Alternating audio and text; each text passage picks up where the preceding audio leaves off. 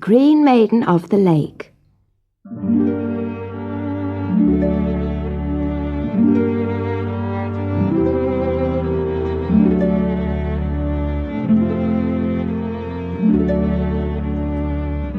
Long ago, not far from Aberdyfi in Wales, there lay within a field of hills the Lake of the Bearded One.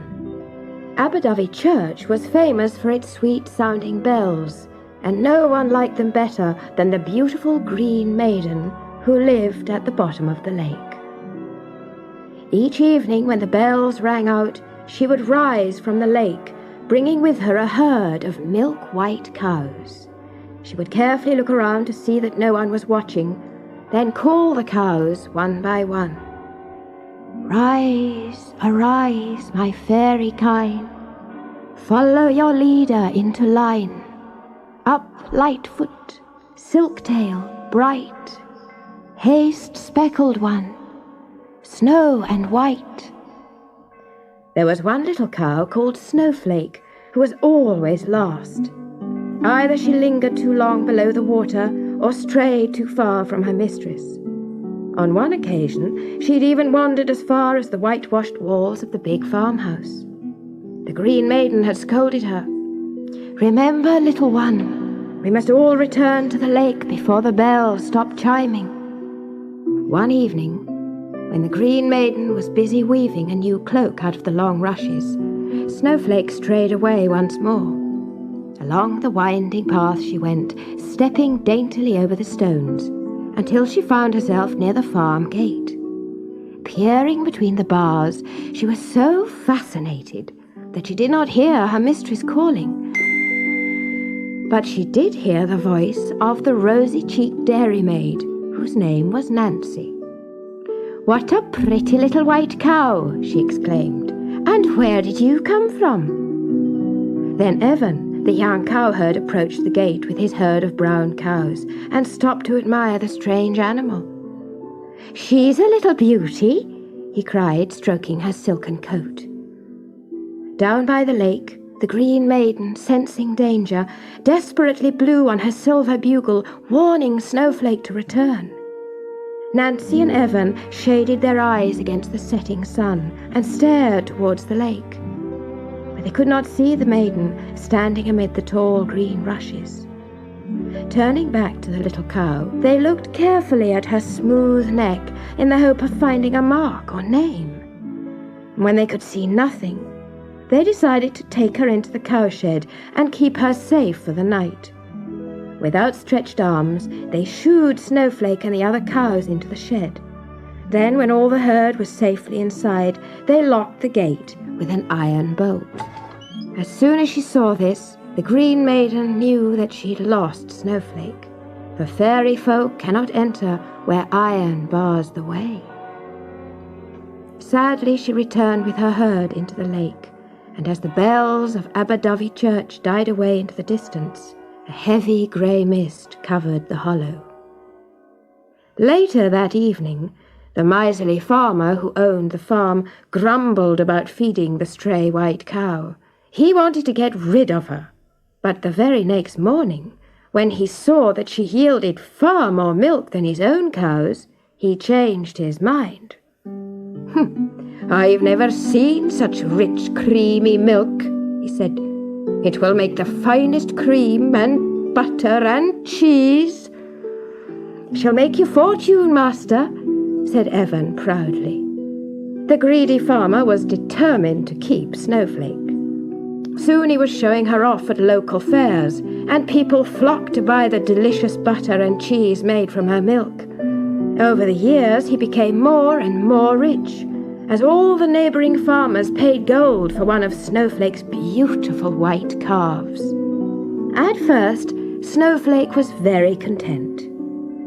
Only when the church bells of Aberdyfi rang out each evening did she feel strangely restless. But as she saw her white calves sold, one by one, she grew sadder and sadder, and she produced less and less milk. Nancy and Evan loved her dearly and treated her as their special pet.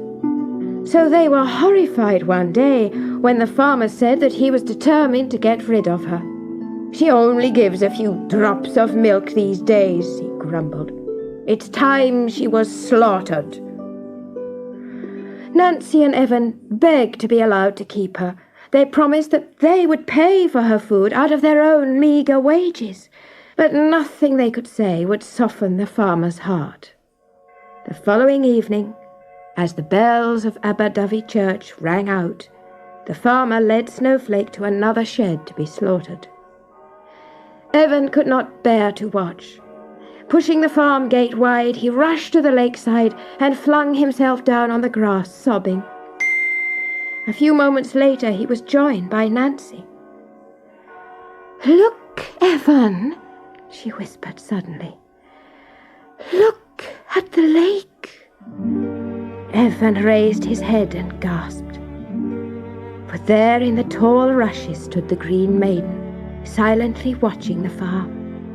The sharp axe was about to fall on Snowflake's neck when the maiden raised her silver bugle to her lips and blew loudly. The axe remained frozen in mid-air, and the rope holding the little white cow dropped to the ground.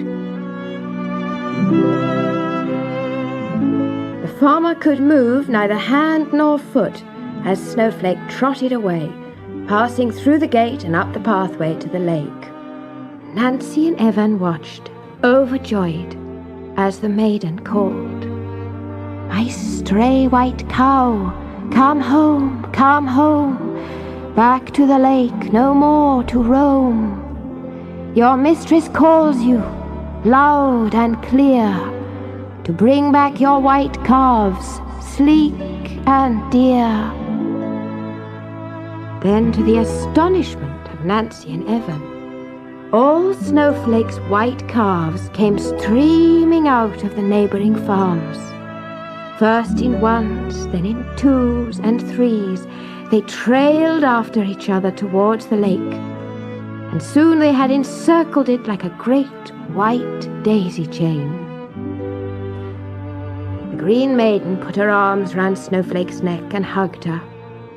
Then she walked round the calves, fondly patting each one, until she reached the sturdiest and strongest of them all. She smiled at the young couple. "Here is a reward for your kindness. I know you will take great care of her, as you have taken care of Snowflake. But first I must make her different from the fairy cows of the lake."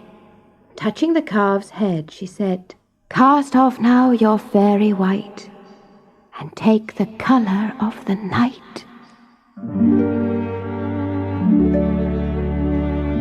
Even as she spoke, the sturdy calf changed colour. She was no longer white, but black from head to tail.